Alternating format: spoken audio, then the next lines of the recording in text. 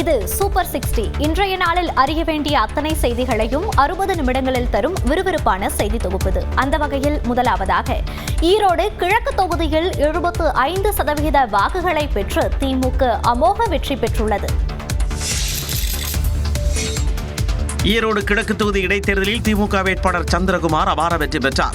ஈரோடு கிழக்கு சட்டமன்ற தொகுதி எம்எல்ஏவாக இருந்த EVKS இளங்கோவன் மறைவை அடுத்து கடந்த 5ஆம் தேதி அந்த தொகுதிக்கு இடைத்தேர்தல் நடைபெற்றது. அதில் 67.97% வாக்குகள் பதிவாகின. இந்நிலையில் சித்தோடு அரசு பொறியியல் கல்லூரியில் 20 சுற்றுகளாக வாக்குகள் எண்ணப்பட்டன. இதில் தபால் வாக்கு எண்ணிக்கையில் இருந்தே திமுக வேட்பாளர் VC சந்திரகுமார் முன்னிலை வகித்து வந்த நிலையில் இறுதியில் பெருவெற்றி பெற்றார். திமுக வேட்பாளர் சந்திரகுமாருக்கு மொத்தம் 1,15,709 வாக்குகள் கிடைத்துள்ளன. நாம் தமிழர் வேட்பாளர் சீதாலட்சுமி 24,151 வாக்குகள் பெற்றுள்ளார். நோட்டோவிற்கு 6,109 வாக்குகள் கிடைத்திருக்கின்றன. இதன் மூலம் 91,558 வாக்குகள் வித்தியாசத்தில் திமுக வேட்பாளர் சந்திரகுமார் வெற்றி பெற்றார். 2023ஆம் ஆண்டு இடைத்தேர்தலில் EVKS இளங்கோவன் பெற்ற வாக்குகளை விட அதிக வாக்குகள் பெற்று சந்திரகுமார் வெற்றி பெற்றிருப்பது குறிப்பிடத்தக்கது. ஈரோடு கிழக்கு தொகுதி இடைத்தேர்தலில் சுமார் 75% வாக்குகள் பெற்று திமுக அமோக வெற்றி பெற்றது. இது 2023ஆம் ஆண்டு நடந்த இடைத்தேர்தலில் திமுக கூட்டணி சார்பில் போட்டியிட்ட காங்கிரஸ் வேட்பாளர் EVKS இளங்கோவன் பெற்ற வாக்கு சதவீதத்தை விட 10 விழுக்காடு அதிகமாகும். EVKS இளங்கோவன் மொத்தம் பதிவான வாக்குகளில் 1,10,156 வாக்குகள் பெற்றிருந்தார். அவரது வாக்கு சதவீதம் 64.58% இருந்தது.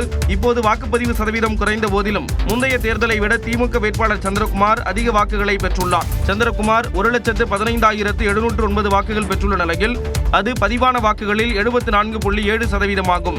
முந்தைய தேர்தலில் நாம் தமிழர் கட்சி 10,827 வாக்குகள் பெற்றிருந்த நிலையில் அது இருமடங்காகியுள்ளது. அக்கட்சியின் வேட்பாளர் சீதாலட்சுமி 24,151 வாக்குகள் பெற்றுள்ளார். இது 15.59% ஆகும். நாம் தமிழருக்கு அடுத்தபடியாக 6,109 வாக்குகளுடன் நோட்டா 3வது இடம் பிடித்தது. நோட்டாவுக்கு பதிவான வாக்கு சதவீதம் 3.94 உள்ளது. 2023 இடைத்தேர்தலில் 798 நோட்டா ஓட்டுகள் மட்டுமே பதிவாகியிருந்தன.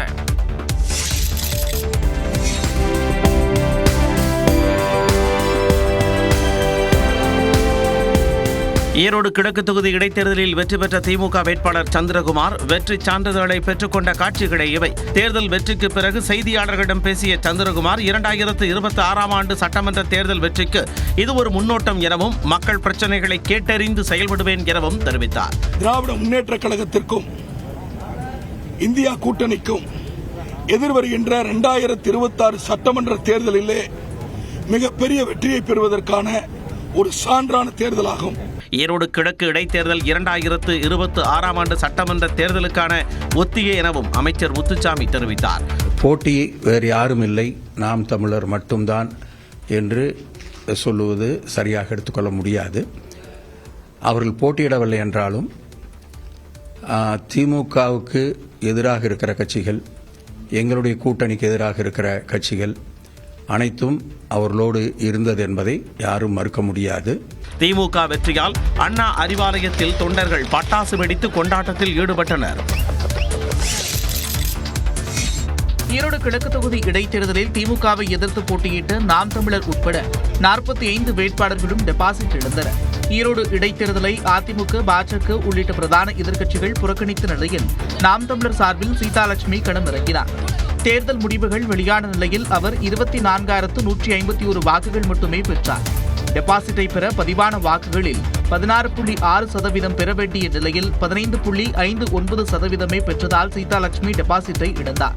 மேலும் திமுகவை எதிர்த்து போட்டியிட்ட அனைவருமே டெபாசிட்டை இழந்தனர். இதனிடையே நோட்டா 3வது இடத்தை பெற்றுள்ளது. யாருக்கும் வாக்களிக்க விரும்பவில்லை என 6,109 பேர் பதிவு செய்துள்ளனர். பெரியார் மண்ணில் நாம் பெரு வெற்றி பெற்றுவிட்டோம். பெரியார் மண்ணில் நாம் வெற்றி பெற்றிருக்கிறோம் என்று ஈரோடு கிழக்கு தேர்தல் முடிவு குறித்து முதலமைச்சர் மு.க. ஸ்டாலின் பெருமிதம் தெரிவித்த காட்சிகளே இவை.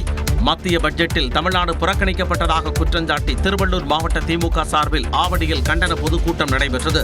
இதில் கலந்து கொண்டு பேசிய முதலமைச்சர் மு.க. ஸ்டாலின் திமுகவை எதிர்த்து போட்டியிட்ட அனைவரும் டெபாசிட் இழந்துள்ளதாக குறிப்பிட்டார். ஈரோடு கிழக்கு சட்டமன்ற இடைத்தேர்தலில்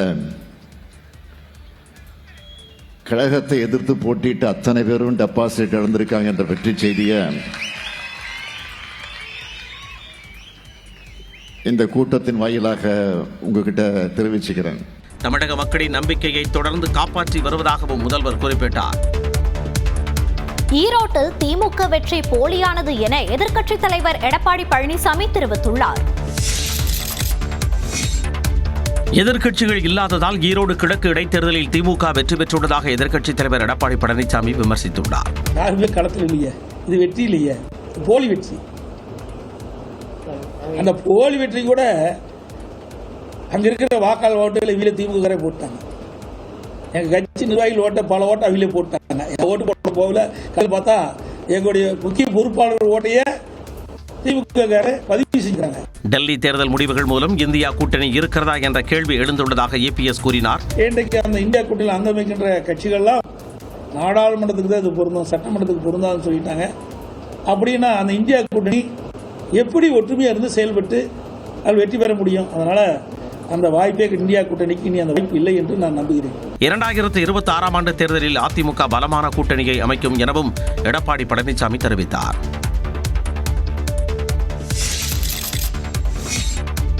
பெரியாரா பிரபாகரனா என்பதில் பிரபாகரன் வெற்றி பெற்றுள்ளதாக ஈரோடு கிழக்கு தொகுதி நாம் தமிழர் கட்சியின் வேட்பாளர் சீதாலட்சுமி தெரிவித்துள்ளார். பெரியாரா பிரபாகரன், தலைவர் பிரபாகரன் அவர்களா கைத்தடியா துப்பாக்கியாங்கிற இடத்துல உண்மையிலுமே பிரபாகரன் அவர்கள் தான் வெற்றி இருக்காங்க சொல்லணும். ஏன்னா இன்றைக்கு 24,250 வாக்குகள் எதற்கும் விலை போகாத வாக்குகள் அப்படிங்கிறது பெருமைக்குரியதான் நம்ம ஒவ்வொருத்தரும் உணர வேண்டியதாக. மேலும் ஈரோடு பெரியார் மண் என்பதை விட அந்த பகுதியில் போராட்ட களத்தில் நின்றவர்களின் மண் எனவும் நிர்ணயிக்கப்பட்டுள்ளதாகவும் சீதாலட்சுமி கூறியுள்ளார். பெரியார் மண்ணா நாம் தமிழருடைய பெரியார் நம்மாழ்வார் மண் நிரூபிக்கப்பட்டிருக்கு, தீரன் சின்னமலையினுடைய மண் நிரூபிக்கப்பட்டிருக்கு, காளிங்கராயன் மண் நிரூபிக்கப்பட்டிருக்கு, திருப்பூர் குமரனுடைய மண் நிரூபிக்கப்பட்டிருக்கு, கோவை செழியன் மண் நிரூபிக்கப்பட்டிருக்கு. இன்னும் பாத்தீங்கன்னா எண்ணற்ற சுப்பராயன் மண் அவர்கள் நிரூபிக்கப்பட்டிருக்கு. இன்னும் எண்ணற்ற இந்த களத்தில் நின்ற போராளிகளுடைய வெற்றிக்கான மண்ணாக நிரூபிக்கப்பட்டிருக்கு நான் பாக்குறேன். மக்கள் நெருக்கடியாக வாக்களித்ததாகவும் பொது தேர்தல் என வரும்போது சுதந்திரமாக வாக்களிப்பர் என்றும் சீதாலட்சுமி தெரிவித்தார். திமுக ஆட்சியை மக்கள் விரும்புகிறார்கள் என்பதையே ஈரோடு கிழக்கு தொகுதி இடைத்தேர்தல் உணர்த்துவதாக நீர்வளத்துறை அமைச்சர் துரைமுருகன் வேலூரில் கூறியுள்ளார். மக்கள் எங்கள் பக்கம் இருக்கிறார்கள் என்பதை உணர்த்துகிறது. எங்கள் ஆட்சியை மக்கள் விரும்புகிறார்கள் என்று பொருள். ஈரோடு கிழக்கு தொகுதியில் திமுக வெற்றி ஏற்கனவே தீர்மானிக்கப்பட்டது என்று மார்க்சிய கம்யூனிஸ்ட் பொதுச் செயலாளர் சண்முகம் கூறியுள்ளார். அதாவது போட்டியே இல்லாத ஒரு வெற்றி அது. ஒரு நாம் தமிழர் ஒரு கட்சியாகவோ அது ஒரு வலுவான எதிர்கட்சி வேட்பாளர் என்கிற முறையிலேயோ அதை எடுத்துக்கொள்ள முடியாது. அது கிட்டத்தட்ட யாருமே எதிர்த்து போட்டியிடாத நிலையில் அதை எதிர்பார்த்த ஒரு வெற்றி தான். ஒரு மகத்தான வெற்றியை பெறும் என்பதை நாங்கள் ஏற்கனவே சொல்லியிருக்கோம். எதிர்பார்த்த வெற்றி அதுதான் கிடைச்சிருக்கு. இதனிடையே ஈரோடு கிழக்கு தொகுதியில் திமுக வெற்றி என்பது முதலமைச்சர் ஸ்டாலின் ஆட்சியின் சாதனைகளுக்கு கிடைத்த பரிசு என்று தமிழ்நாடு காங்கிரஸ் கமிட்டி தலைவர் செல்வ பெருந்தகை அறிக்கை வெளியிட்டுள்ளார். இந்த இடைத்தேர்தல் வெற்றி என்பது 2026 சட்டமன்ற தேர்தலில் இந்தியா கூட்டணி பெறப்போகும் வெற்றிக்கு அச்சாரமாக அமையும் எனவும் செல்வ பெருந்தகை தெரிவித்துள்ளார். இளங்கோவன் பையன் ஏதோ இறந்துட்டாரு, அதனால ஒரு இடைத்தேர்தல் வந்துச்சு. சரி இந்த மாதிரி நடந்துருச்சுன்னா அதுக்கு ஓட்டு போட்டோம். இப்போ மறுபடியும் பார்த்தா இப்போ ஒரு தேர்தல் வந்துச்சு. இந்த தேர்தலில் போகிறதுக்கு எங்களுக்கு அதிகமாக இன்ட்ரெஸ்டே இல்லை.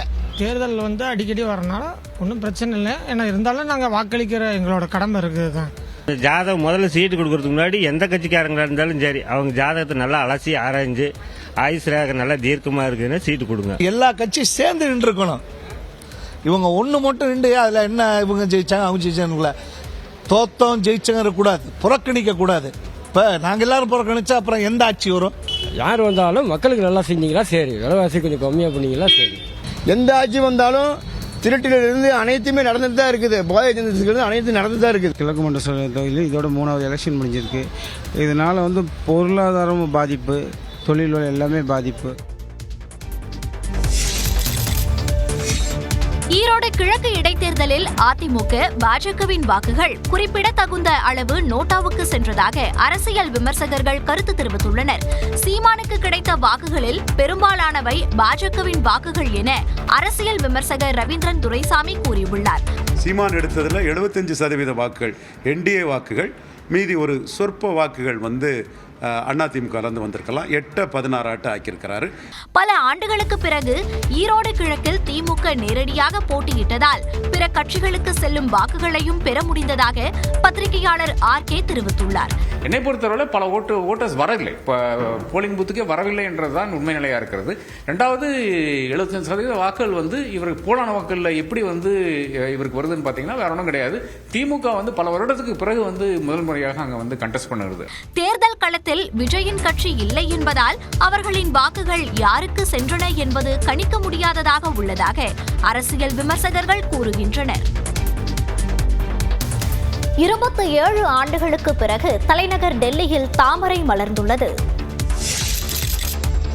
டெல்லி சட்டப்பேரவை தேர்தலில் வெற்றி பெற்றதன் மூலம் தலைநகர் டெல்லியில் 27 ஆண்டுகளுக்கு பிறகு பாஜக ஆட்சி அமைக்கிறது. 70 சட்டமன்ற தொகுதிகளை கொண்ட டெல்லி சட்டப்பேரவைக்கு கடந்த 5ஆம் தேதி வாக்குப்பதிவு நடைபெற்றது. இந்நிலையில் சனிக்கிழமை காலை 8 மணிக்கு வாக்கு எண்ணிக்கை தொடங்கி நடைபெற்ற நிலையில் பாஜக 48 இடங்களிலும் ஆம் ஆத்மி 22 இடங்களிலும் வெற்றி பெற்றுள்ளன. இதன் மூலம் 27 ஆண்டுகளுக்கு பின்னர் டெல்லியில் பாஜக ஆட்சி அமைக்கிறது. அதே சமயம் காங்கிரஸ் கட்சி தொடர்ந்து 3வது முறையாக ஒரு தொகுதியில் கூட வெற்றி பெறவில்லை. இந்த நிலையில் டெல்லியில் உள்ள பாஜக தலைமை அலுவலகத்தில் அக்கட்சியினர் பட்டாசு வெடித்து தங்களது மகிழ்ச்சியை வெளிப்படுத்தினர்.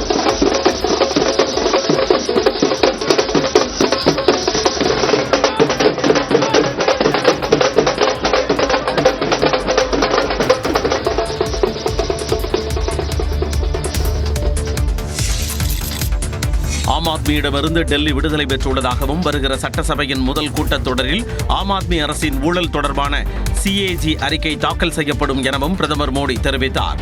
டெல்லி சட்டப்பேரவை தேர்தல் வெற்றிக்கு பின் பாஜக தலைமை அலுவலகத்திற்கு வந்த பிரதமர் மோடி மத்திய அமைச்சர்கள் அமித்ஷா, JP நட்டாவுக்கு பாஜக தொண்டர்கள் உற்சாக வரவேற்பு அளித்தனர்.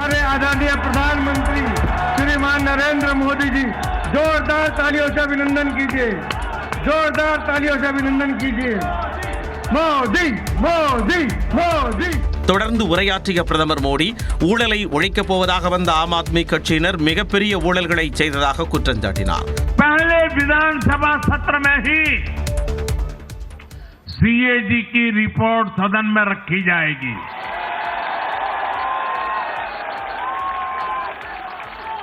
भ्रष्टाचार के हर तार की जांच होगी और जिसने भी लूटा है उसको लौटाना पड़ेगा. தோல்வி பெறுவதில் ஹாட்ரிக் அடித்து காங்கிரஸ் கோல்டு மெடல் வாங்கியிருப்பதாகவும் பிரதமர் மோடி பரிகாசம் செய்தார். திமுகவின் வாக்கு வங்கியை காங்கிரஸ் அபகரிக்க முயற்சி செய்வதாக பிரதமர் மோடி விமர்சித்துள்ளார். டெல்லி பாஜக அலுவலகத்தில் நடந்த வெற்றி கொண்டாட்டத்தில் பங்கேற்று பேசிய அவர் காங்கிரஸ் ஒட்டுண்ணியை போன்றது எனவும் அவர்களுடன் பயணிக்கும் மாநில கட்சிகளை அடுத்தடுத்து அடித்து வருவதாகவும் விமர்சித்தார். तमिलनाडु में कांग्रेस आज DMK की भाषा डबल जोर से बोलती है. उनको DMK के वोटर को लुभाना करके खुद की हैसियत बनानी है. இந்து என்ற அடையாளத்தை எடுத்துக்கொண்டு பாஜகவின் வாக்கு வங்கியை மட்டும் காங்கிரசால் அபகரிக்க முடியவில்லை எனவும் பிரதமர் மோடி குறிப்பிட்டார். டெல்லியில் 27 ஆண்டுகளுக்கு பிறகு பாஜக ஆட்சியை பிடித்திருக்கும் நிலையில் அடுத்த முதலமைச்சராக யார் பதவியேற்க உள்ளனர் என்ற எதிர்பார்ப்பு எழுந்துள்ளது. இதில் முன்னணியில் இருப்பவர் புதுடெல்லி தொகுதியில் அரவிந்த் கெஜ்ரிவாலை வீழ்த்திய பர்வேஷ் சாஹிப் சிங் வர்மா. முன்னாள் முதலமைச்சர் சாஹிப் சிங் வர்மாவின் மகனான பர்வேஷ் வர்மா மேற்கு டெல்லி தொகுதியிலிருந்து நாடாளுமன்றத்திற்கு 2 முறை தேர்வு செய்யப்பட்டவர். மிகவும் அறியப்பட்ட ஜாட் இன தலைவரான பர்வேஷ் வர்மா டெல்லி பாஜகவில் மிகவும் பிரபலமானவர். ரோஹிணி தொகுதியில் வெற்றி பெற்றக்கூடிய விஜேந்தர் குப்தாவும் முதலமைச்சராக தேர்வு செய்யப்பட வாய்ப்புள்ளது. தொடர்ந்து 3வது முறையாக இந்த தொகுதியை தக்க வைத்த விஜேந்தர் குப்தா டெல்லி பாஜக தலைவராக பதவி வகித்துள்ளார். டெல்லி சட்டப்பேரவை எதிர்க்கட்சி தலைவராகவும் இருந்துள்ளார். ரிசர்வ் கார்டன் தொகுதியில் வெற்றி வாகை சூடிய மஜிந்தர் சிங் சிர்சாவும் முதலமைச்சர் பதவிக்கான போட்டியில் உள்ளார். சிரோன்மணி அகாலிதளம் கட்சியிலிருந்து அவர் 2019ஆம் ஆண்டில் பாஜகவில் இணைந்தார். டெல்லி முன்னாள் முதலமைச்சர் மதன்லால் குரானாவின் மகன் ஹரீஷ் குரானாவும் போட்டியில் உள்ளார். டெல்லி பாஜகவில் பல்வேறு பொறுப்புகளை வகித்துள்ள அவர் செய்தி தொடர்பாளராகவும் செயல்பட்டுள்ளார். மறைந்த முன்னாள் மத்திய அமைச்சரும் டெல்லி முன்னாள் முதலமைச்சருமான சுஷ்மா சிவராஜின் மகள் பன்சுரி ஸ்வராஜுக்கு முதலமைச்சர் பதவிக்கான வாய்ப்பு இருப்பதாக கருதப்படுகிறது. புதுடெல்லி மக்களவைத் தொகுதியில் முதல் முறையாக கடந்த ஆண்டு வெற்றி பெற்று நாடாளுமன்ற உறுப்பினராக செயல்பட்டு வருகிறார். முன்னாள் மத்திய அமைச்சர் ஸ்மிருதி இரானிக்கு வாய்ப்பு இருப்பதாக கூறப்படுகிறது. இந்த தேர்தலில் போட்டியிட வாய்ப்பு கிடைக்காவிட்டாலும் பாஜகவின் தேர்தல் பிரச்சாரத்தில் முக்கிய பங்கு வகித்தார். டெல்லி மக்களுக்கு அளித்த வாக்குறுதியை பாஜக நிறைவேற்றும் என தான் நம்புவதாக முன்னாள் முதலமைச்சர் அரவிந்த் கெஜ்ரிவால் வீடியோ வெளியிட்டுள்ளார். हमने पिछले 10 साल में जनता ने जो मौका दिया हमें, उन 10 सालों में हमने बहुत सारे काम किए। शिक्षा के क्षेत्र में, स्वास्थ्य के क्षेत्र में, पानी के क्षेत्र में, बिजली के क्षेत्र में और भी अलग अलग तरीके से लोगों को राहत पहुंचाने की कोशिश की उनकी ज़िंदगी में, और दिल्ली के इंफ्रास्ट्रक्चर को भी हमने सुधारने की कोशिश की। கல்காஜி தொகுதியில் போட்டியிட்ட டெல்லி முதலமைச்சர் அதிஷி வெற்றி பெற்றார். தன்னை எதிர்த்து போட்டியிட்ட பாஜக தலைவரும் முன்னாள் மக்களவை எம்பியுமான ரமேஷ் பிதூரியை 3500 வாக்குகள் வித்தியாசத்தில் வீழ்த்தினார். ये जरूर एक सेटबैक है, लेकिन आम आदमी पार्टी का संघर्ष दिल्ली के लोगों के लिए, देश के लोगों के लिए कभी खत्म नहीं होगा. தன்னை நம்பி வாக்களித்த கல்காஜி தொகுதி மக்களுக்கு அதிஷி நன்றி தெரிவித்தார். டெல்லி தேர்தலில் அரவிந்த் கெஜ்ரிவால், மணீஷ் சிசோடியா, சத்யேந்திர ஜெயின், சோம்நாத் பாரதி உள்ளிட்ட ஆம் ஆத்மி முக்கிய தலைவர்கள் அதிர்ச்சி தோல்வியடைந்தனர். டெல்லி சட்டமன்ற தேர்தலில் அரவிந்த் கெஜ்ரிவால், மணீஷ் சிசோடியா, சத்யேந்திர ஜெயின், சோம்நாத் பாரதி உள்ளிட்ட ஆம் ஆத்மி முக்கிய தலைவர்கள் அதிர்ச்சி தோல்வியடைந்தனர். புதுடெல்லி சட்டமன்ற தொகுதியில் கெஜ்ரிவால் மற்றும் பாஜக வேட்பாளர் பர்வேஷ் சிங் சாஹிப் இடையே கடுமையான போட்டி நிலவியது. இறுதியில் பாஜக வேட்பாளர் பர்வேஷ் சிங் சாஹிப் 28,448 வாக்குகள் பெற்று வாக்கை சூடினார். கெஜ்ரிவால் அவரை விட 3,182 வாக்குகள் குறைவாக பெற்று தோல்வியை தழுவினார். டெல்லியின் முன்னாள் துணை முதலமைச்சர் மணீஷ் சிசோடியாவும் தோல்வியடைந்தார்.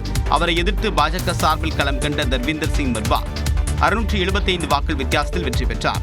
जंगपुरा विधानसभा के लोगों ने भी बहुत प्यार मोहब्बत सम्मान दिया, लेकिन 600 वोट से लगभग 600 वोट से கிரேட்டர் கைலாஷ் தொகுதியில் ஆம் ஆத்மி கட்சியின் மூத்த தலைவரும் அமைச்சருமான சௌரப் பரத்வாஜ் படுதோல்வியடைந்தார். அவரை எதிர்த்து போட்டியிட்ட பாஜக வேட்பாளர் ஷிகா ராய் 3,188 வாக்குகள் வித்தியாசத்தில் வெற்றி பெற்றார். 3 முறை எம்எல்ஏவாக பதவி வகித்த சோம்நாத் பாரதி மாளவியா நகர் தொகுதியில் பாஜக வேட்பாளர் சதீஷ் உபாத்யாயாவிடம் வெற்றியை பறிகொடுத்தார். இதேபோன்று ஆம் ஆத்மி கட்சியின் மூத்த தலைவர்களான சத்யேந்திர ஜெயின், பதக் உள்ளிட்டோரும் தோல்வியடைந்தனர்.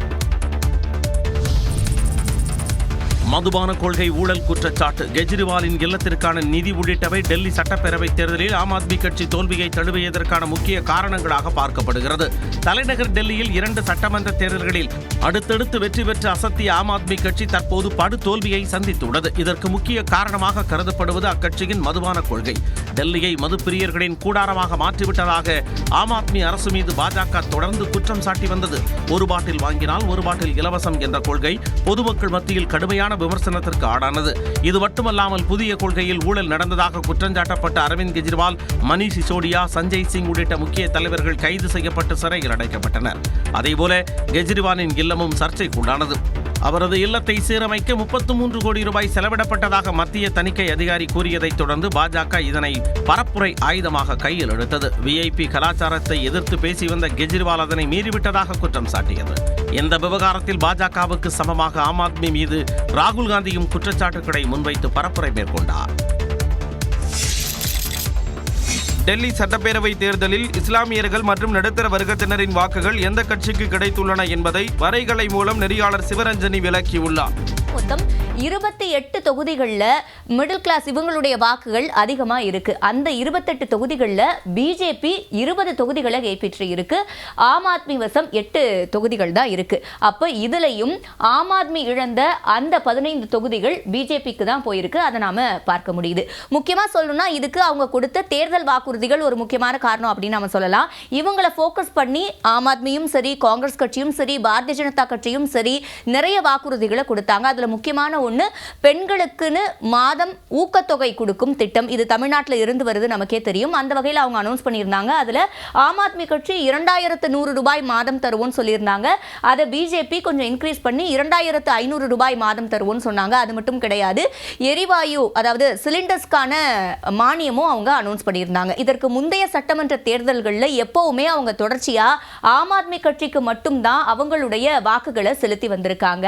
ஒரே ஒரு முறை 2015ஆம் ஆண்டுல மட்டும் இந்த தொகுதி, அதாவது இந்த ஆரஞ்சு கலர்ல நாம இப்ப பாக்குறோம் இல்லையா, இது வந்து முஸ்தாபாபாத்னு சொல்லுவோம். இந்த தொகுதியில மட்டும் ஒரே ஒரு முறை பாரதிய ஜனதா கட்சி வெற்றி பெற்றிருந்தது. இந்த முறை பாரதிய ஜனதா கட்சி 3 தொகுதிகளை கைப்பற்றி இருக்கு. டெல்லியில் எந்த தொகுதியிலும் வெற்றி பெறாத காங்கிரஸ் 0ல் ஹாட்ரிக் அடித்துள்ளது.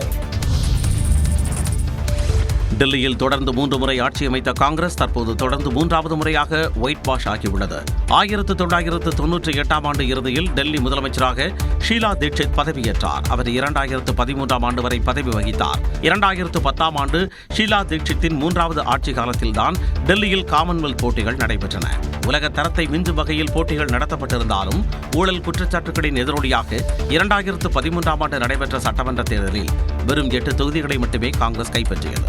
இந்த தேர்தல் தான் காங்கிரஸ் டெல்லியில் வெற்றி பெற்ற கடைசி தேர்தலாகும். அதன் பின்னர் 2015ஆம் ஆண்டு நடைபெற்ற தேர்தலில் மொத்தமுள்ள 70 தொகுதிகளிலும் வேட்பாளர்களை காங்கிரஸ் கட்சி நிறுத்தியது. ஆனால் போட்டியிட்ட அனைத்து தொகுதிகளிலும் படுதோல்வியை சந்தித்தது. காங்கிரசின் வாக்கு சதவிகிதம் 9.7% குறைந்தது.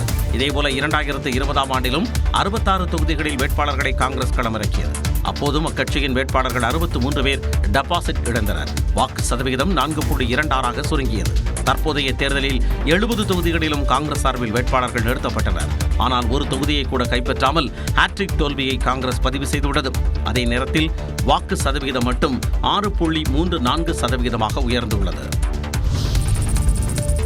டெல்லி சட்டமன்ற தேர்தலில் காங்கிரஸ் கட்சி தனித்து போட்டியிட்டதே ஆம் ஆத்மி கட்சி ஆட்சி இழந்ததற்கான முக்கிய காரணமாக பார்க்கப்படுகிறது. டெல்லி சட்டமன்ற தேர்தலில் 45.5 விழுக்காடு வாக்குகள் பெற்று பாஜக ஆட்சியை கைப்பற்றியுள்ளது. இந்தியா கூட்டணியில் இடம்பெற்ற காங்கிரஸ், ஆம் ஆத்மி கட்சிகள் இந்த தேர்தலில் தனித்து போட்டியிட்ட நிலையில் ஆம் ஆத்மி கட்சி 43 விழுக்காடு வாக்களும், காங்கிரஸ் 6 விழுக்காடு வாக்களும் பெற்றுள்ளன. இந்தியா கூட்டணியின் வாக்கில் சிதறியதால் டெல்லியில் பாஜக எளிதாக வெற்றி பெற்றுள்ளது.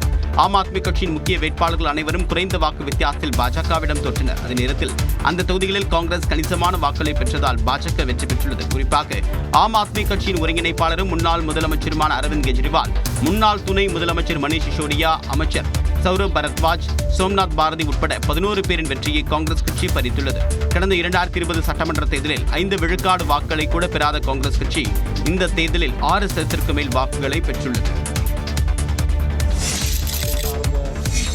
டெல்லி தேர்தல் முடிவை படிப்பினையாக கொண்டு இந்தியா கூட்டணி கட்சியினர் ஈகோவை தள்ளி வைத்துவிட்டு நாட்டின் நலனுக்காக ஒன்றிணைந்து செயல்பட வேண்டும் என விடுதலை சிறுத்தைகள் கட்சியின் தலைவர் திருமாவளவன் வலியுறுத்தியுள்ளார். இந்தியா கூட்டணியில் இடம்பெற்றுள்ள கட்சிகள் ஈகோ பிரச்சனைகளை பின்னுக்கு தள்ளிவிட்டு நாட்டையும் மக்களையும் காப்பாற்றுவதற்கான திசை வழியில் சிந்திக்க வேண்டும்.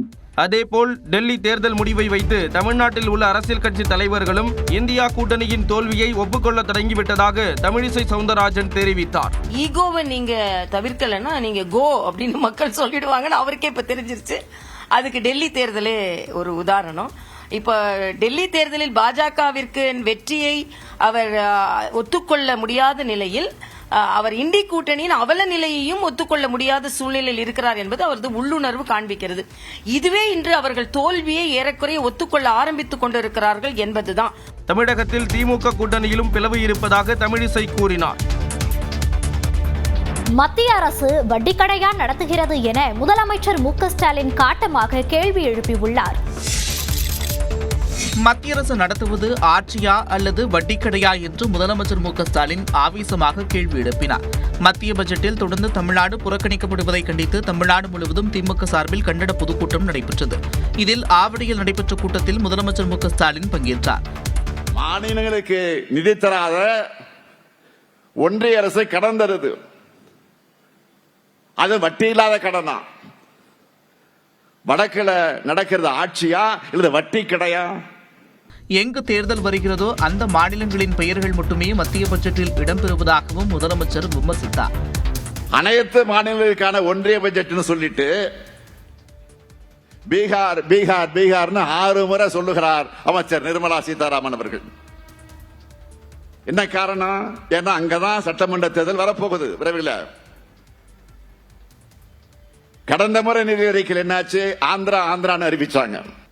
பீகாருக்கோ ஆந்திராவுக்கோ திட்டங்களை ஒதுக்க வேணாம்னு நான் சொல்லல. எங்களை ஏன் புறக்கணிக்கிறீங்கன்னு தான் நாங்க கேட்கிறோம். மத்திய அரசு அறிவித்துள்ள வருமான வரி சலுகை இந்தியாவில் உள்ள 2% மக்களுக்கு மட்டுமே பொருந்தும் என்றும் முதலமைச்சர் குறிப்பிட்டார். நீங்கள் தொடர்ந்து நிதி கொடுக்காமல் போனாலும் தமிழ்நாட்டுக்கான நீதியை பெறாமல் விடமாட்டோம் என்று முதலமைச்சர் மு.க. ஸ்டாலின் மத்திய அரசுக்கு சூளுரைத்துள்ளார். ஆவடி பொதுக்கூட்டத்தில் பேசிய அவர், ஆளுநர் ரவி மற்றும் அண்ணாமலை இருவருமே திமுகவிற்கு பிரச்சாரம் செய்து விடுவார்கள் என்றார். அடுத்து இன்னொருத்தர் இருக்காரு, பிஜேபி தலைவர் அண்ணாமலை. அவரும் இருக்கணும். அவரும் இருக்கணும் தொடர்ந்து. 2 பேர் இருந்தா போதும். நாம பிரச்சாரம் செய்ய வேண்டியது, அவங்களே பிரச்சாரம் செய்து நம்ம ஆட்சியை மீண்டும் மீண்டும் கொண்டு வந்து தமிழ்நாட்டில் உட்கார வச்சிருவாங்க. விஸ்வகுரு என்று அழைக்கப்படும் மோடிக்கு அமெரிக்காவில் இந்தியர்கள் நடத்தப்பட்ட விதம் கவலையளிக்கவில்லையா என்றும் ஸ்டாலின் கேள்வி எழுப்பினார். விஸ்வகுரு பிரதமர் மோடிக்கு 104 இந்தியர்கள் நடத்தப்பட்ட விதம் அவமானமாக தெரியலையா? அமெரிக்க அதிபர் தான் உங்க நண்பராச்ச, அவருக்காக அமெரிக்காவுக்கு போய் பிரச்சாரம் எல்லாம் பண்ணினீங்களே, அவர்கிட்ட இந்தியர்களை குறித்து பேசியிருக்க வேண்டாமா? தொட்டால் தீட்டு பட்டால் தீட்டு என்பது போல தமிழ்நாடு என்று சொன்னாலே மத்திய அரசுக்கு தீட்டு போல இருப்பதாக முதல்வர் ஸ்டாலின் காட்டமாக குறிப்பிட்டார். எல்லை தாண்டி மீன்பிடித்ததாக தமிழ்நாடு மீனவர்கள் 14 பேரை இலங்கை கடற்படை சிறைப்பிடித்தது அதிர்ச்சியை ஏற்படுத்தியுள்ளது. ராமேஸ்வரத்திலிருந்து நேற்று 400க்கும் மேற்பட்ட மீனவர்கள் கடலுக்கு மீன்பிடிக்க சென்றனர். கச்சத்தீவு அருகே மீன்பிடித்துக் கொண்டிருந்த போது அங்கு ரோந்து வந்த இலங்கை கடற்படையினர் எல்லை தாண்டி மீன்பிடித்ததாக 2 படகுகளுடன் 14 மீனவர்களை சிறைப்பிடித்தனர். கைது செய்யப்பட்ட மீனவர்கள் மன்னார் கடற்படை முகாமிற்கு அழைத்து செல்லப்பட்டனர். விசாரணைக்கு பின்னர் மீனவர்களை மன்னார் நீதிமன்றத்தில் ஆஜர்படுத்த திட்டமிட்டுள்ளனர். தொடர்ச்சியாக இலங்கை கடற்படையால் தமிழக மீனவர்கள் கைது செய்யப்பட்டு வருவது மீனவர்கள் மத்தியில் அதிர்ச்சியை ஏற்படுத்தியுள்ளது. இலங்கை சிறையில் உள்ள மீனவர்களை மீட்க மத்திய மாநில அரசுகள் நடவடிக்கை எடுக்க வேண்டும் என்று மீனவர்கள் கோரிக்கை விடுத்துள்ளனர்.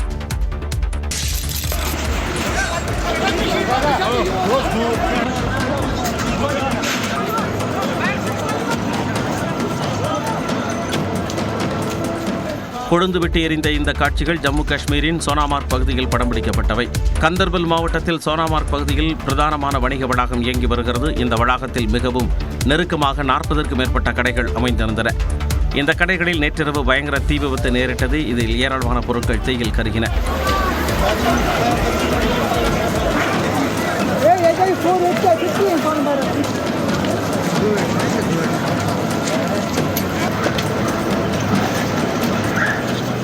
தீயை அணைக்கும் பணியில் 7 தீயணைப்பு வாகனங்கள் ஈடுபடுத்தப்பட்டன. போதிய தீயணைப்பு கருவிகள் இருந்திருந்தால் தீயை தடுத்திருக்கலாம் என்று பாதிக்கப்பட்ட வணிகர்கள் வேதனை தெரிவித்தனர்.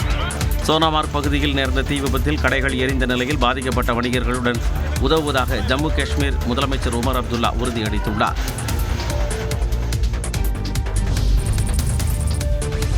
மணமகனின் சிபில் ஸ்கோர் குறைவாக இருப்பதாக கூறி கடைசி நேரத்தில் பெண் வீட்டார் திருமணத்தை நிறுத்திய சம்பவம் மகாராஷ்டிராவில் நிகழ்ந்துள்ளது. முர்திசாப்பூரை சேர்ந்த பெண் ஒருவருக்கு திருமணம் செய்து வைக்க வரன் பார்த்தனர். மணமகனின் ஜாதக பொருத்தம் அனைத்தும் ஒத்துப்போகவே திருமணத்துக்கு ஏற்பாடு செய்யப்பட்டது. இந்நிலையில் மணமகனின் சிபில் ஸ்கோரை மணமகளின் தாய்மாமன் சரிபார்த்துள்ளார். அதில் மணமகன் பல்வேறு வங்கிகளில் கடன் வாங்கிவிட்டு அதனை முறையாக திருப்பி செலுத்தவில்லை என்பது தெரியவந்தது. இதையடுத்து கடனில் மூழ்கியிருப்பவருக்கு பெண் தர மறுத்துள்ளதால் திருமண பேச்சுவார்த்தை நிறுத்தப்பட்டது. மாப்பிள்ளைக்கு நிரந்தர வேலை, சொந்த வீடு வரிசையில் தற்போது சிபில் ஸ்கோரும் எதிர்பார்ப்புகள் பட்டியலில் இணைக்கப்படுவதால் பெண் தேடுவோர் கலக்கமடைந்துள்ளனர்.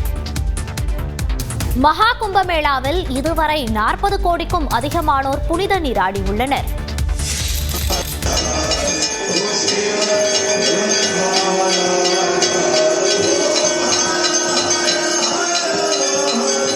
மகா கும்பமேளா நடக்கும் பிரயாக்ராஜில் உள்ள திரிவேணி சங்கமத்தில் சந்தியா ஆர்த்தி காட்சி இது. உத்தரப்பிரதேச மாநிலம் பிரயாக்ராஜில் கங்கா, யமுனா, சரஸ்வதி நதிகள் சங்கமிக்கும் திரிவேணி சங்கமத்தில் பக்தர்கள் புனித நீராடி வருகின்றனர். கடந்த 13ஆம் தேதி தொடங்கிய மகா கும்பமேளாவில் நாள்தோறும் கோடிக்கணக்கான பக்தர்கள் புனித நீராடி வருகின்றனர். பிரதமர் நரேந்திர மோடி, மத்திய அமைச்சர் அமித் ஷா, பிரபல தொழிலதிபர்கள், நடிகர்கள் உள்ளிட்டோர் புனித நீராடினர். இந்த நிலையில் திரிவேணி சங்கமத்தில் இதுவரை 40 கோடிக்கும் அதிகமானோர் புனித நீராடி உள்ளதாக தெரிவிக்கப்பட்டுள்ளது. குடியரசுத் தலைவர் திரௌபதி முர்மு நாளை திரிவேணி சங்கமத்தில் புனித நீராட இருப்பதால் அங்கு பாதுகாப்பு ஏற்பாடுகள் தீவிரப்படுத்தப்பட்டுள்ளன. வரும் 26ஆம் தேதியுடன் கும்பமேளா நிறைவடைய இருப்பதால் மேலும் அதிகமான பக்தர்கள் பிரயாக்ராஜை நோக்கி படையெடுத்து வருகின்றனர். கரிபியன் தீவு கடலில் சக்தி வாய்ந்த நிலநடுக்கம் ஏற்பட்டதை தொடர்ந்து ஹோண்டுராஸ் உள்ளிட்ட நாடுகளுக்கு சுனாமி எச்சரிக்கை விடுக்கப்பட்டுள்ளது. கரிபியன் தீவு கடலில் உள்ளூர் நேரப்படி சனிக்கிழமை மாலை 6:20 மணியளவில் சக்தி வாய்ந்த நிலநடுக்கம் ஏற்பட்டது. இது ரிக்டர் அளவுகோலில் 7.6 பதிவானது. ஹோண்டுராஸின் வடக்கே கேமன் தீவுகளின் கடற்கரையிலிருந்து 209 கிலோமீட்டர் தொலைவிலும் 10 கிலோமீட்டர் ஆழத்திலும் இந்த நிலநடுக்கம் ஏற்பட்டுள்ளது. இதனால் அமெரிக்காவின் ஆட்சி அதிகாரத்திற்குட்பட்ட போர்ட்டோரிக்கோ, ஹோண்டுராஸ் உள்ளிட்ட பகுதிகளில் வீடுகள், வணிக வளாகங்கள் குலுங்கின.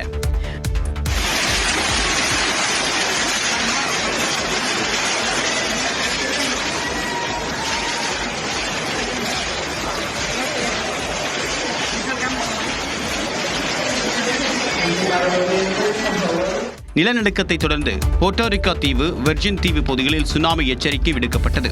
கடற்கரையோர நகரங்களில் வசிக்கக்கூடிய மக்கள் பாதுகாப்பான இடங்களுக்கு செல்ல அறிவுறுத்தப்பட்டனர்.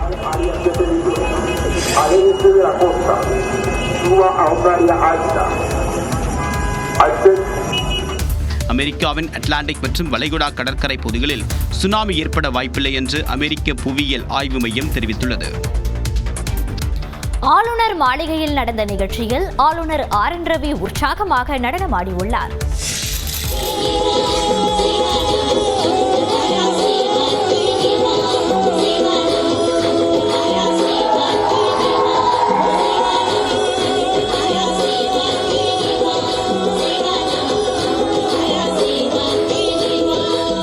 பழங்குடியின இளைஞர்களுடன் சேர்ந்து ஆளுநர் நடனமாடிய காட்சிகளை இவை.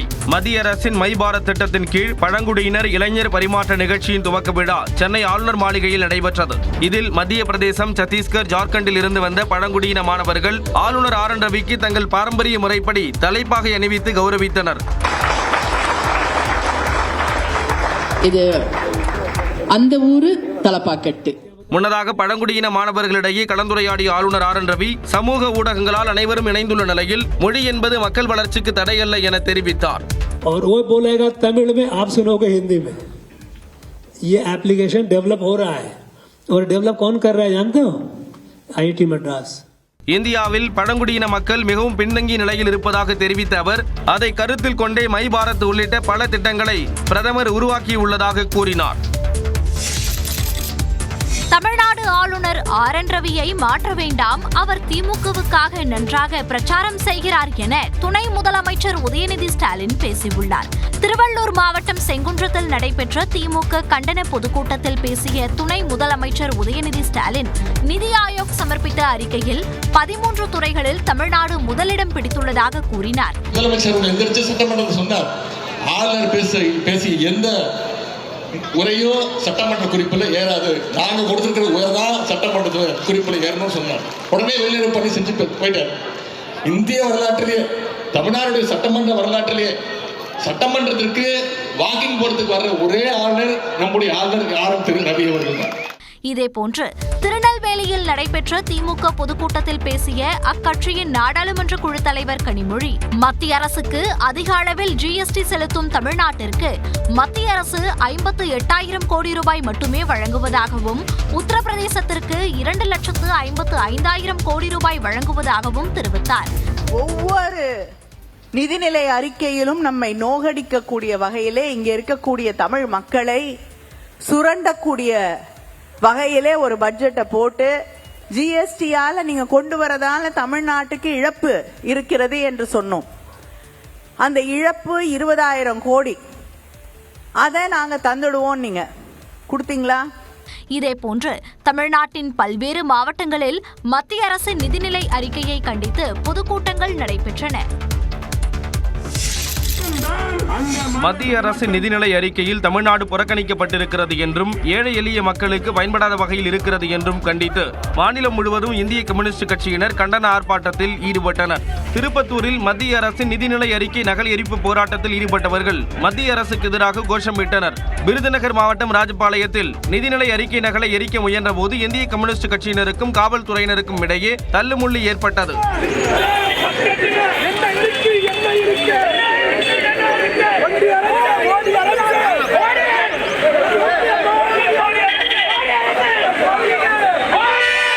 சேலத்தில் 50க்கும் மேற்பட்டோர் நிதிநிலை அறிக்கை நகலை எரித்து தங்களது எதிர்ப்பை தெரிவித்தனர். நெல்லையில் இந்திய கம்யூனிஸ்ட் கட்சியினர் மத்திய அரசின் மக்கள் விரோத பட்ஜெட் நகலை கிழித்து ஆர்ப்பாட்டம் நடத்தினர். கிருஷ்ணகிரி மாவட்டம் ஓசூர் ராம் நகரில் மத்திய நிதிநிலை அறிக்கை நகல் எரிப்பு போராட்டம் நடைபெற்றது. நாட்டில் பாஜக ஆளாத மாநிலங்கள் முழுமையாக புறக்கணிக்கப்படுவதாக கண்டன முழக்கமிட்டனர். புதுச்சேரி முதலமைச்சர் ரங்கசாமியின் NR காங்கிரஸ் தமிழ்நாட்டில் போட்டியிட்டால் படுதோல்வியை சந்திக்கும் என்று முன்னாள் முதலமைச்சர் நாராயணசாமி விமர்சித்துள்ளார். அமெரிக்காவிலிருந்து இந்தியர்கள் திருப்பி அனுப்பப்பட்ட விவகாரம், மத்திய அரசின் நிதிநிலை அறிக்கையை கண்டித்து புதுச்சேரி காங்கிரஸ் கட்சி சார்பில் கண்டன ஆர்ப்பாட்டம் நடைபெற்றது. புதுச்சேரி சட்டப்பேரவை அருகே முன்னாள் முதலமைச்சர் நாராயணசாமி தலைமையில் ஏராளமானோர் கலந்து கொண்டு மத்திய அரசை கண்டித்து கோஷமிட்டனர். தடுப்புகளை மீறி சட்டப்பேரவையை நோக்கி சென்றவர்களை காவல்துறையினர் தடுத்து நிறுத்தி கைது செய்தனர்.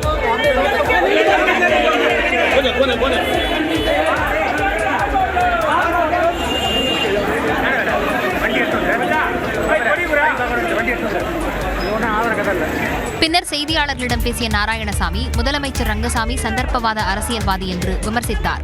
இவர் தனிப்பெருந்தலைவர், இவரே தொண்டர். இதான் என்ஆர் காங்கிரஸ். ஏன்னா சந்தர்ப்பவாதம், அப்பப்போ ஒரு கூட்டணி சேர்ந்து நாற்காலியை பிடிக்கணும். அது அவருக்கு அவர் பச்சோந்தி. அதனால ரங்கசாமி அவர்கள் தமிழ்நாட்டில் போனார்னா படுதோல்வி அடைவார். அதாவது ரங்கசாமியை பொறுத்த வரைக்கும் எந்த பக்கம் காத்து வேகமாக வீசுது அங்க போவார். டெல்லியில் காங்கிரஸ் கட்சி பலமாக இல்லை என்பதை ஏற்றுக்கொள்வதாகவும் கூறினார். தமிழக வெற்றிக் கழகத்துடனான கூட்டணி குறித்து தேர்தல் நேரத்தில் முடிவு செய்யப்படும் என அதிமுக முன்னாள் அமைச்சர் நத்தம் விஸ்வநாதன் கூறியுள்ளார். திண்டுக்கல்லில் செய்தியாளர்களை சந்தித்த அவர், டெல்லி சட்டமன்ற தேர்தலில் அரவிந்த் கெஜ்ரிவாலுக்கு கிடைத்த தோல்வி திமுகவுக்கு பாடமாக அமையும் என்றார். நிரூபிக்கல, வாய்ப்பு கிடைத்தால் எப்படி இருக்குன்னு சொல்ல முடியாது. அவரை பற்றி இப்போ நமக்கு சொல்வதற்கு, கருத்து சொல்வதற்கு இந்த நேரத்தில் ஒன்றும் செய்திகள் இல்லை. தவிக தலைவர் விஜய் தனது செல்வாக்கை இன்னும் நிரூபிக்கவில்லை என்றும் நத்தம் விஸ்வநாதன் கூறினார். கூட்டணி அமைகிறதெல்லாம் அந்த நேரத்தில், தேர்தல் நேரத்தில் தான் முடியுது. தேர்தல் நேரத்தில் கூட்டணி குறித்து முடிவெடுக்கப்படும் என்றும் நத்தம் விஸ்வநாதன் தெரிவித்தார். கிருஷ்ணகிரியில் மாணவி பாலியல் வன்கொடுமை செய்யப்பட்ட பள்ளியில் அனைத்து ஆசிரியர்களும் பெண்களாக நியமிக்கப்பட்டுள்ளனர். கிருஷ்ணகிரி மாவட்டம் போச்சம்பள்ளி அருகே அரசு பள்ளியில் சிறுமி பாலியல் வன்கொடுமை செய்யப்பட்ட நிலையில் பள்ளியின் தலைமை ஆசிரியர் உட்பட 4 ஆசிரியர்கள் பணியிட மாற்றம் செய்யப்பட்டுள்ளனர். போச்சம்பள்ளி அருகே அரசு பள்ளியில் 8ஆம் வகுப்பு படிக்கும் மாணவியை அதே பள்ளியின் ஆசிரியர்கள் 3 பேர் பாலியல் வன்கொடுமை செய்ததாக வழக்கு பதிவு செய்யப்பட்டுள்ளது. இது பெரும் அதிர்வலைகளை ஏற்படுத்திய நிலையில் வழக்கில் சிக்கிய 3 ஆசிரியர்கள் ஏற்கனவே பணியிடை நீக்கம் செய்யப்பட்டனர். இந்த நிலையில் அந்த அரசு பள்ளியின் தலைமை ஆசிரியர் உட்பட 4 ஆசிரியர்களை பணியிட மாற்றம் செய்து மாவட்ட தொடக்க கல்வி அலுவலர் தாம்சன் உத்தரவிட்டுள்ளார். மேலும் கிராம மக்களின் கோரிக்கையை ஏற்று தற்போது புதிதாக நியமிக்கப்பட்டுள்ள ஆசிரியர்கள் அனைவரும் பெண்களாக பணியமர்த்தப்பட்டுள்ளனர். எனினும் பாதிக்கப்பட்ட பெண்ணுக்கு உரிய நிவாரணம் வழங்க வலியுறுத்தி கிராம மக்கள் தங்களது குழந்தைகளை பள்ளிக்கு அனுப்பாமல் புறக்கணிப்பில் ஈடுபட்டுள்ளனர். இதுகுறித்து கிராம பிரதிநிதிகளுடன் கிருஷ்ணகிரி மாவட்ட ஆட்சியர் தினேஷ்குமார் மற்றும் மாவட்ட காவல் கண்காணிப்பாளர் தங்கதுரை உள்ளிட்டோர் பேச்சுவார்த்தை நடத்தினர். அப்போது பள்ளியில் சிசிடிவி பொருத்தி பாதுகாப்பை அதிகரிக்க வேண்டும் என கோரிக்கை விடுத்தனர். இதை ஏற்றுக்கொண்ட ஆட்சியர் விரைவில் பொருத்தப்படும் என உறுதியளித்ததால் நாளை குழந்தைகளை பள்ளிக்கு அனுப்புவதாக கிராம பிரதிநிதிகள் உறுதியளித்தனர். கிருஷ்ணகிரி மாவட்டம் போச்சம்பள்ளி அருகே அரசு பள்ளி மாணவி பாலியல் வன்கொடுமை செய்யப்பட்ட சம்பவத்தை கண்டித்து அதிமுக சார்பில் ஆர்ப்பாட்டம் நடைபெற்றது. போச்சம்பள்ளியில் நடந்த ஆர்ப்பாட்டத்தின் போது தமிழ்நாட்டில் பெண்களுக்கு பாதுகாப்பு இல்லை என முழக்கங்களை எழுப்பினர். பின்னர் செய்தியாளர்களிடம் பேசிய அதிமுக துணை பொதுச் செயலாளர் KP முனுசாமி, தமிழ்நாட்டில் பாலியல் குற்றங்கள் அதிகரிக்க போதைப் பொருட்கள் எளிதாக கிடைப்பதே முக்கிய காரணம் என குற்றம் சாட்டினார். மேலும் பாதிக்கப்பட்ட மாணவிக்கு 50 லட்சம் ரூபாய் நிவாரணம் வழங்க வேண்டும் எனவும் KP முனுசாமி வலியுறுத்தினார். எவ்வளவு கவுன்சிலிங் எடுக்கிறோமோ அதே அளவிற்கு ஆசிரியர்களுக்கும் கவுன்சிலிங் எடுக்க வேண்டும். அப்படி எடுத்தால்தான் சில ஆள்கள், எல்லோருமே தவறு செய்கின்றவர்கள் இல்லை, ஆனால் ஒரு சிலர் மனதிலே ஒரு கெட்ட எண்ணத்தோடு வைத்துக்கொண்டு பாடம் சொல்லிக் கொடுக்கின்ற பொழுது அவருடைய சிந்தனை எல்லாம் வேறு இடத்துக்கு போய்விடும். அவருடைய மனநிலையை மாற்ற வேண்டும். அவருடைய மனநிலையை மாற்ற வேண்டும் என்று சொன்னால் அந்த தலைமை ஆசிரியர் கண்காணிக்க வேண்டும். அனைத்து அரசு பள்ளிகளிலும் கண்காணிப்பு கேமராக்களை பொருத்த வேண்டும் எனவும் KP முனுசாமி கூறினார்.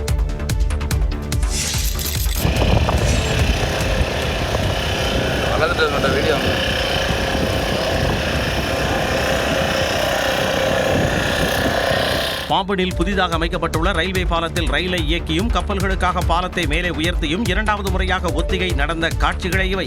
மண்டபத்தையும் ராமேஸ்வரத்தையும் இணைக்கும் வகையில் கடலுக்கு நடுவே அமைக்கப்பட்டிருந்த ரயில்வே தூக்கு பாலம் நூற்றாண்டை கடந்ததால் அதன் அருகே புதிய பாலம் அமைக்கப்பட்டுள்ளது. 545 கோடி ரூபாய் மதிப்பில் அமைக்கப்பட்டுள்ள இந்த புதிய பாலத்தின் தண்டவாளம் கப்பல்கள் வரும்போது அவற்றுக்கு வடிவிட்டு உயர்த்தப்படும் வகையில் வடிவமைக்கப்பட்டுள்ளது. இந்த புதிய பாலம் விரைவில் திறக்கப்படும் என்று எதிர்பார்க்கப்படும் நிலையில் 2வது முறையாக முன்னோட்டம் நடைபெற்றது. இதை தென்னக ரயில்வே மதுரை கோட்ட மேலாளர் சரத் ஸ்ரீவஸ்வ மேற்பார்வையிட்டார். அப்போது பாம்பன் கடலில் அமைந்துள்ள பழைய ரயில் பாலம் நல்ல நிலையில்தான் உள்ளதாக அவர் கூறினார். We can't keep it in open condition because that puts more pressure on the bridge, on the old bridge. So we will see, we'll take a call, we'll see what we do.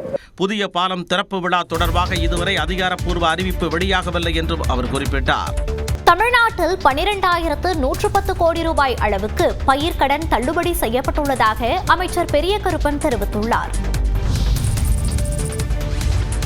பயிர்க்கடன் விவகாரத்தில் அண்ணாமலை அவதூறு பரப்ப வேண்டாம் என்றும் விவசாய அரசியல் செய்ய வேண்டாம் என்றும் அமைச்சர் பெரியகருப்பன் தெரிவித்துள்ளார். திமுக தேர்தல் வாக்குறுதியில் 33வது அறிவிப்பாக குறிப்பிட்ட பயிர்க்கடன் நகைக்கடன் தள்ளுபடியை வழங்கவில்லை என அண்ணாமலை தெரிவித்த நிலையில் 12,110 கோடி ரூபாய் மதிப்பிலான பயிர்க்கடன் 5,013 கோடி ரூபாய் மதிப்பிலான நகைக்கடன் தள்ளுபடி செய்யப்பட்டதாக அமைச்சர் பெரியகருப்பன் தனது அறிக்கையில் தெரிவித்துள்ளார். மேலும் மகளிர் சுய உதவிக் குழுவினர் கூட்டுறவு வங்கிகளில் பெற்ற 2,755 கோடி ரூபாய் கடன் தள்ளுபடி செய்யப்பட்டதாக அமைச்சர் குறிப்பிட்டுள்ளார். கடந்த 4 ஆண்டுகளில் 45,09,640 பயனாளிகள் கடன் தள்ளுபடி மூலம் பயன்பெற்றுள்ளதாக அமைச்சர் கூறியுள்ளார். பேரிடர் நிதியாக 36,000 கோடி ரூபாய் தமிழ்நாடு அரசு கோரிய நிலையில் 260 கோடி ரூபாய் மட்டுமே மத்திய அரசு வழங்கியுள்ளதாக குறிப்பிட்ட அமைச்சர், கொடுக்க வேண்டிய நிதியை வழங்க மறுக்கும் கட்சியை சார்ந்தவர் கேள்விகளை எழுப்புவது நியாயமா எனவும் வினவியுள்ளார்.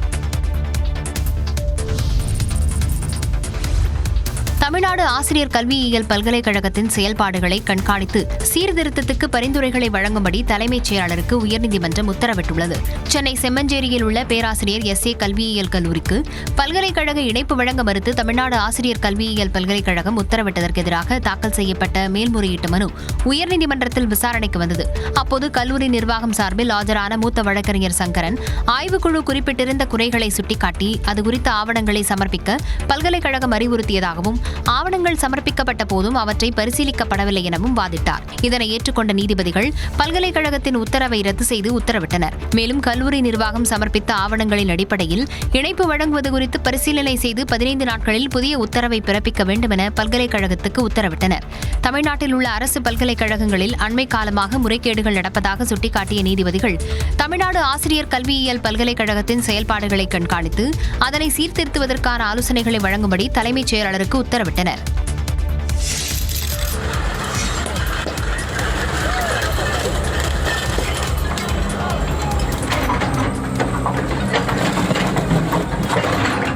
சட்டவிரோதமாக கடத்தி வரப்பட்ட வெளிநாட்டு மது பாட்டில்கள் சல்லி சல்லியாக நொறுக்கப்பட்ட காட்சிகளேயவை. சென்னை பர்மா பஜாரில் கடந்த 2021ஆம் ஆண்டு சட்டவிரோதமாக விற்பனைக்கு வைக்கப்பட்டிருந்த 806 வெளிநாட்டு மது பாட்டில்களை மதுவிலக்கு அமலாக்கப் பிரிவு காவலர்கள் பறிமுதல் செய்தனர். இது தொடர்பான வழக்கில் பறிமுதல் செய்யப்பட்ட 806 மது பாட்டில்களை அழிக்கும்படி ஜார்ஜ் டவுன் குற்றவியல் நடுவர் நீதிமன்றம் உத்தரவிட்டது. இதையடுத்து சென்னை கொடுங்கையூர் குப்பை கிடங்கில் வெளிநாட்டு மது பாட்டில்களை உடைத்து அடித்தனர். கிட்டத்தட்ட 806 பாட்டில் அந்த கொடுத்தாங்க எங்கள்கிட்ட அழிக்க சொல்லி. அது பிரகாரம் இன்றைக்கி வந்து மாநகராட்சி, உணவு பாதுகாப்புத்துறை மற்றும் எக்ஸைஸ் டிபார்ட்மெண்ட் அவங்க எல்லாருமே சேர்ந்து எங்கள் முன்னிலையில் அது எல்லாத்தையுமே நாங்கள் வந்து டெஸ்ட்ராய் பண்ணியிருக்கோம். சுமார் 400 முதல் 500 லிட்டர் மதுபானங்கள் அளிக்கப்பட்டதாக உணவு பாதுகாப்புத்துறை அதிகாரி கூறினார்.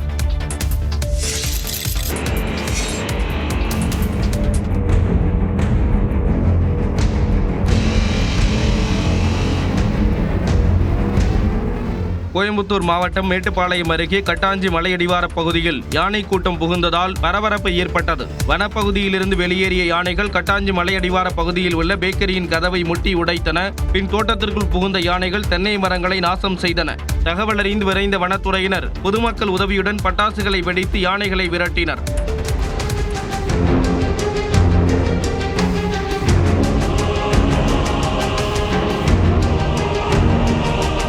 சுமார் 1 மணி நேர போராட்டத்திற்கு பிறகு யானை கூட்டம் வனப்பகுதிக்குள் சென்றது. இந்நிலையில் யானைகள் நடமாட்டத்தால் அப்பகுதி மக்கள் அச்சமடைந்துள்ளனர்.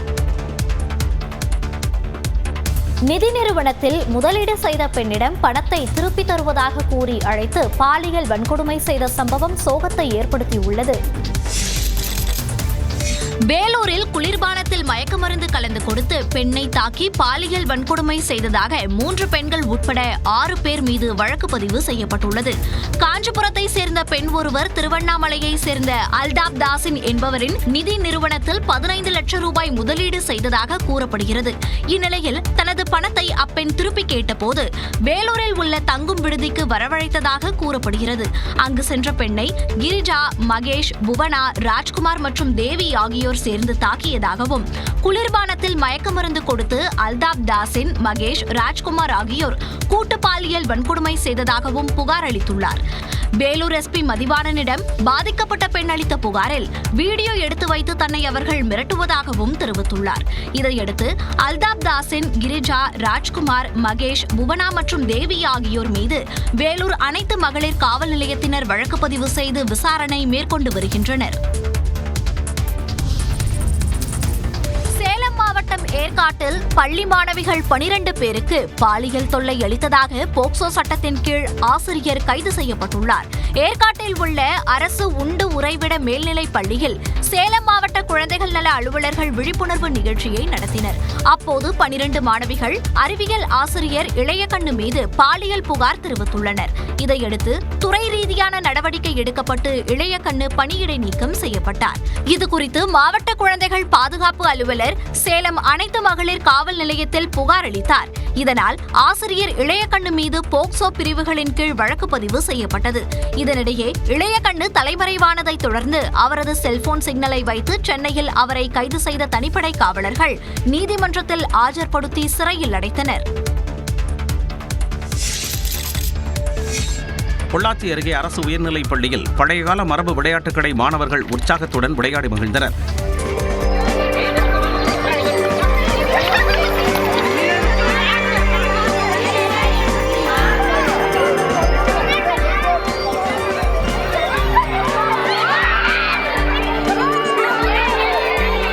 பத்தநாயக்கனூர் பகுதியில் உள்ள அரசு உயர்நிலைப் பள்ளியில் படிப்பு மட்டுமல்லாது விளையாட்டு, கிராமிய கலைகள், வாசகர் வட்டம் என பல்வேறு வகைகளில் மாணவர்களை ஆசிரியர் தயார்படுத்தி வருகின்றனர். அதன் ஒரு பகுதியாக மரபு விளையாட்டுகளை மீட்டெடுக்கும் முயற்சியை மேற்கொண்டனர்.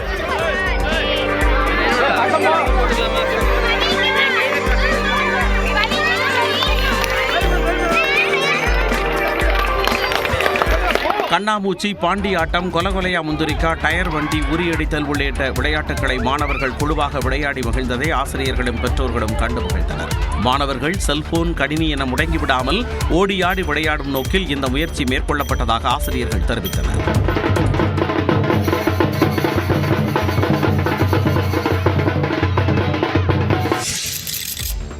தமிழ்நாட்டில் அம்மா மருந்தகங்கள் மூடப்படாது என கூட்டுறவுத்துறை கூடுதல் தலைமைச் செயலாளர் ராதாகிருஷ்ணன் தெரிவித்துள்ளார். திருச்சியில் நியாய விலைக் கடைகளில் ஆய்வு மேற்கொண்ட பிறகு செய்தியாளர்களை சந்தித்த அவர், தமிழ்நாட்டில் முதல்வர் மருந்தகம் இம்மாதம் இறுதிக்குள் தொடங்கப்படும் என்றும், புதிய முயற்சியாக ஜெனரிக் மருந்துகள் 10% விலை குறைவாக முதல்வர் மருந்தகத்தில் கிடைக்கும் என தெரிவித்தார்.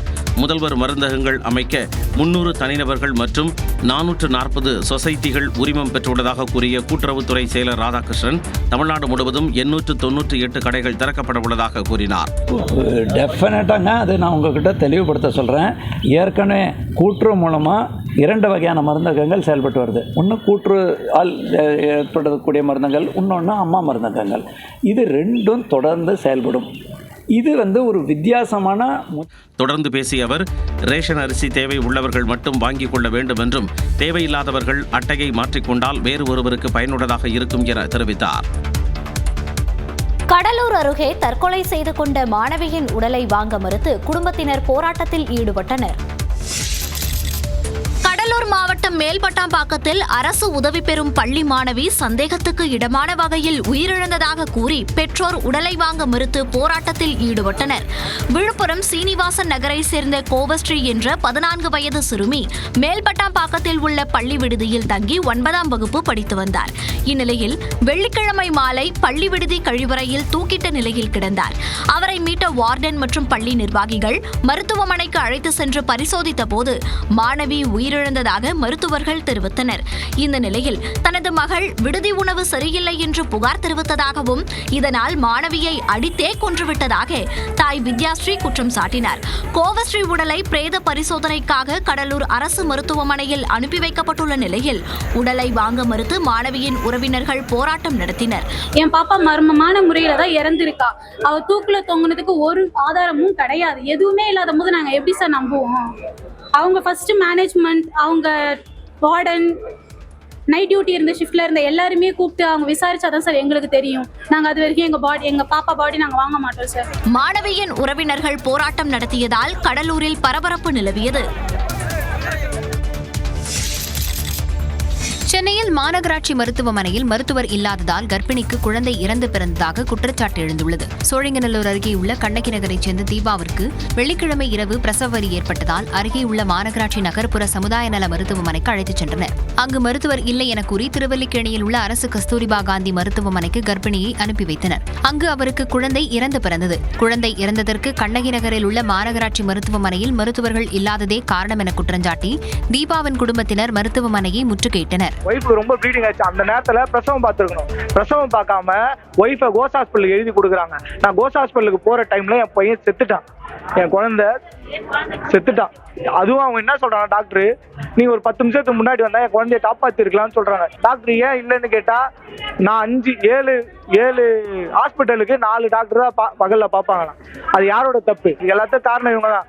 இதுக்கான தகுந்த நடவடிக்கை எடுக்கணும். மாநகராட்சி மருத்துவமனையில் போதிய அளவு மருத்துவர்களை நியமிக்க வேண்டும் என்றும் தீபாவின் குடும்பத்தினர் கோரிக்கை விடுத்தனர்.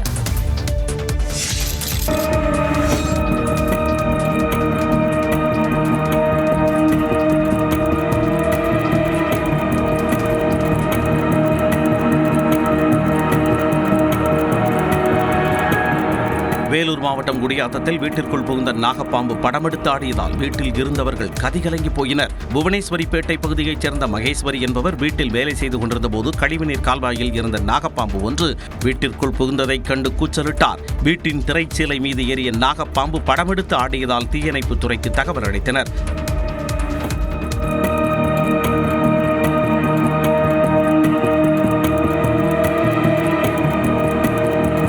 விரைந்து வந்த தீயணைப்புத்துறை வீரர்கள் 6 அடி நீள நாகப்பாம்பை லாவகமாக பிடித்தனர். குடியிருப்புகள் நிறைந்த பகுதியில் நாகப்பாம்பு உலவியது அப்பகுதி மக்களிடையே அச்சத்தை ஏற்படுத்தியுள்ளது. டெல்லியில் எதிர் திசையில் காரை இயக்கியதால் பயங்கர விபத்து ஏற்பட்டது.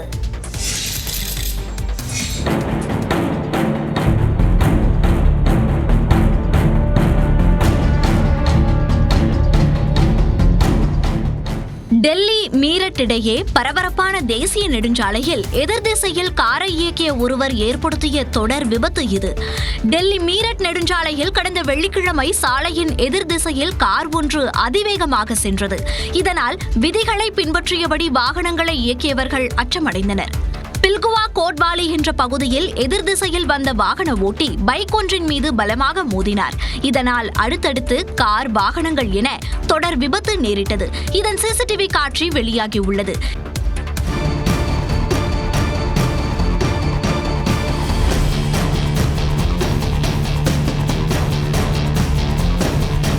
இந்த சம்பவத்தில் பெண் ஒருவர் பலத்த காயமடைந்து மருத்துவமனையில் சிகிச்சை பெற்று வருகிறார். சிசிடிவி காட்சி அடிப்படையில் தவறான திசையில் வாகனம் ஓட்டிய நபர் பற்றி விசாரணையை காவலர்கள் தொடங்கியுள்ளனர். கர்நாடக மாநிலம் மங்களூருவில் பாரம்பரிய கம்பாலா போட்டிகள் வழக்கமான உற்சாகத்துடன் நடைபெற்றன.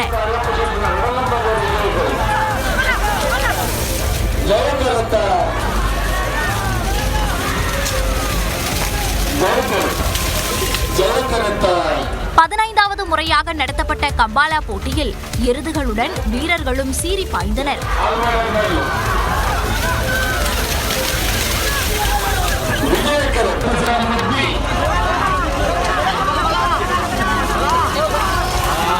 சேரும் சகதியும் தெறிக்க நடந்த இந்த போட்டிகளை ஏராளமான பொதுமக்கள் உற்சாகமாக கண்டுகளித்தனர்.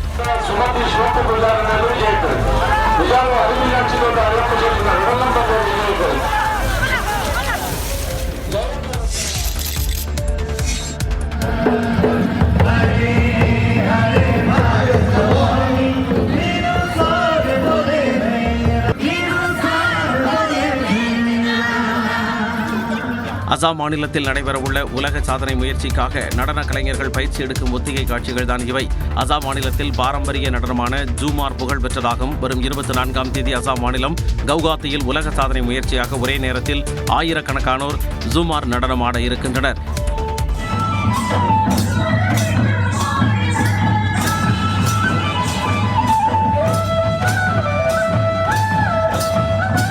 இந்த சூழலில் நடனத்திற்காக திப்ரூகர் பகுதியில் குவிந்த நடன கலைஞர்கள் இரவு நேரத்தில் மைதானத்தில் உற்சாகமாக நடனமாடி ஒத்திகையில் ஈடுபட்டனர்.